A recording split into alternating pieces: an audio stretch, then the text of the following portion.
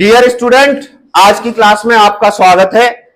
मैं राकेश सोलंकी आज आपको हिंदी विषय NIS बोर्ड सब्जेक्ट कोड 201 का पहला अध्याय बहादुर पाठ पढ़ा रहा हूं। प्यारे छात्रों, आपको यह पाठ गंभीरता से पढ़ना है और इस पाठ के अंत में मैं आपसे महत्वपूर्ण प्रश्न पूछूंगा। पाठ का नाम है बहादुर और लेखक का नाम है अमरकांत। यह एक लड़के बहादुर की कहानी है। बहादुर एक नेपाली लड़का है जिसका पूरा नाम है दिल बहादुर। बहादुर की उम्र लगभग 14 साल है। बहादुर पहाड़ों में रहता है और बहादुर बहुत शैतान लड़का है। एक दिन बहादुर की मां बहादुर से कहती है, बहादुर आप जाओ और भैंस चरा कर लाओ, जानवर चरा के लेके आओ। तो बहादुर जंगल जाता है और अपनी भैंस को लेके जाता है। अचानक बहादुर खेलने में इतना व्यस्त हो जाता है कि भैंस दूर निकल जाती है, जिसकी वजह से बहादुर का खेल खराब हो जाता है। तो बहादुर भैंस पर बहुत नाराज होता है और भैंस को बहुत गंदी तरीके से मारता है। जब यह बात बहादुर की मां को पता चलती है तो बहादुर की मां बहुत नाराज होती है और उसी डंडे से बहादुर की जबरदस्त कुटाई करती है। बहादुर बच्चा था, ना समझ था, गुस्सा आ जाता है। अक्सर छोटे बच्चे ये गलतियां कर देते हैं, तो बहादुर भी गलती करता है और अपने घर से भाग जाता है। लेकिन भागने से पहले 2 रुपए चुरा कर ले जाता है और गोरखपुर की बस पकड़ लेता है और बस में बैठकर गोरखपुर पहुंच जाता है। हमारा लेखक, जिसको इस कहानी में वाचक कहा गया है, गोरखपुर बस स्टैंड पर बहादुर को मिलता है और बहादुर से पूछता है, ए लड़के क्या कर रहा है यहां पे, क्या घर से भाग के आया है? बहादुर घबरा जाता है। उसके बाद लेखक अर्थात अमरकांत अर्थात वाचक बहादुर को अपने घर पे लेके जाता है, अपनी पत्नी निर्मला से मिलाता है। पत्नी का नाम था निर्मला और लेखक का एक बेटा भी था, जिस बेटे का नाम है किशोर। निर्मला को जब यह बात पता चलती है कि यह बहादुर हमारे घर आ गया है और यह हमारे घर पे अब नौकर का काम करेगा, निर्मला बहुत प्रसन्न होती है। निर्मला के तो सपने पूरे हो गए, क्योंकि उसने अपने रिश्तेदारों के यहां पर नौकर का सुख देखा था। निर्मला ने अपने रिश्तेदारों के घर पर देखा था नौकर का सुख, तो उस सुख को पाने के लिए निर्मला बहुत व्याकुल थी। जब बहादुर घर पे आ जाता है तो उसके सपने पूरे हो जाते हैं। अब हर कोई छोटे छोटे कामों के लिए बहादुर को आवाज लगाता है, बहादुर एक गिलास पानी लेके आओ, बहादुर मेरा पेन उठा दो, बहादुर चाय लेकर आओ। इस तरह बहादुर सबके काम करता फिरता था, पूरे घर में इधर उधर घूमता फिरता था। धीरे धीरे बहादुर आम से खास हो गया। समय चलता गया, पड़ोस की महिलाओं ने निर्मला के कान भर दिए। बोला, नौकरों को इतना प्यार कौन करता है? इसके बाद निर्मला को समझ में आया। उसने बहादुर को बुलाया और कहा, बहादुर आज से आप अपना खाना स्वयं बनाओगे, मैं आपके लिए खाना नहीं बनाऊंगी। बहादुर को बड़ा अजीब सा लगा।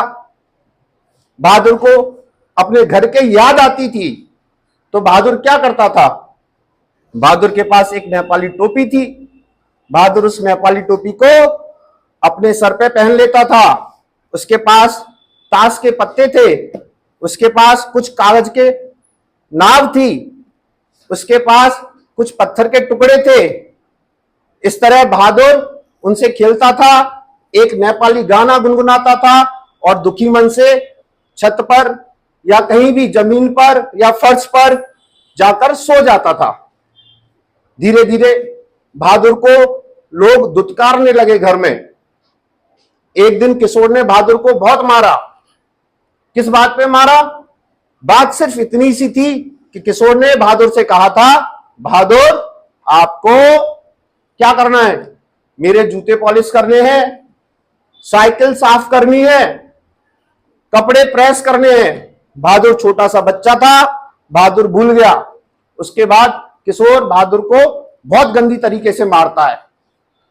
एक बार हमारा लेखक अर्थात वाचक के कुछ रिश्तेदार घर पर आते हैं जो बहादुर पर चोरी का आरोप लगाते हैं, जिसकी वजह से लेखक बहादुर को मारता है।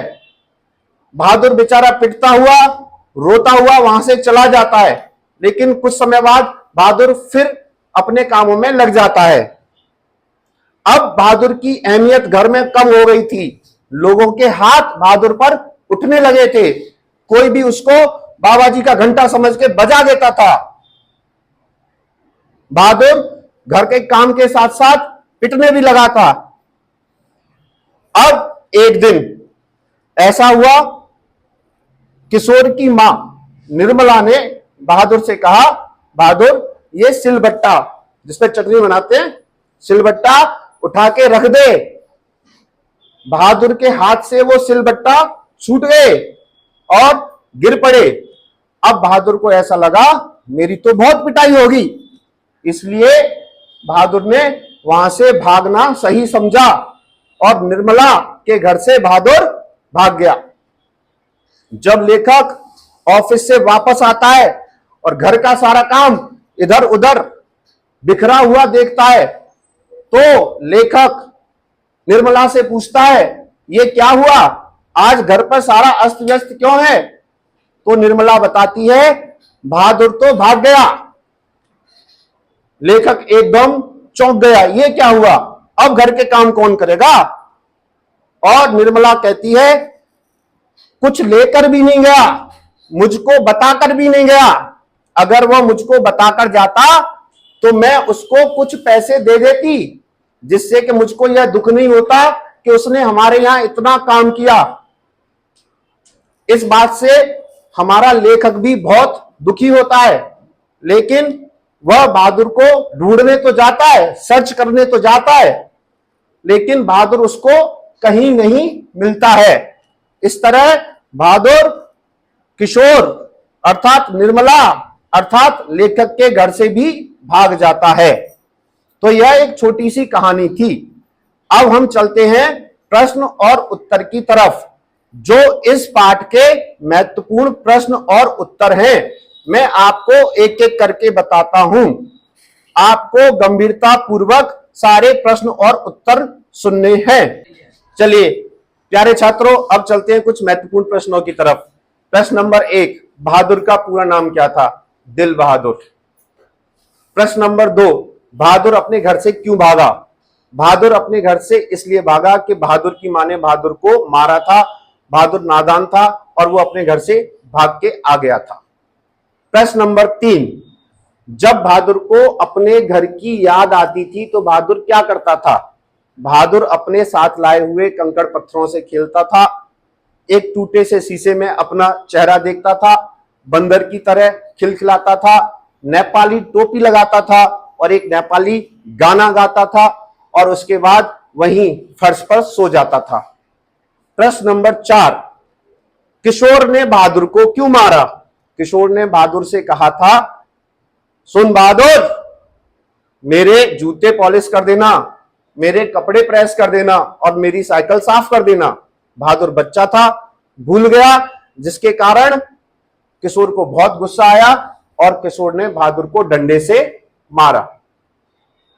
अगला प्रश्न,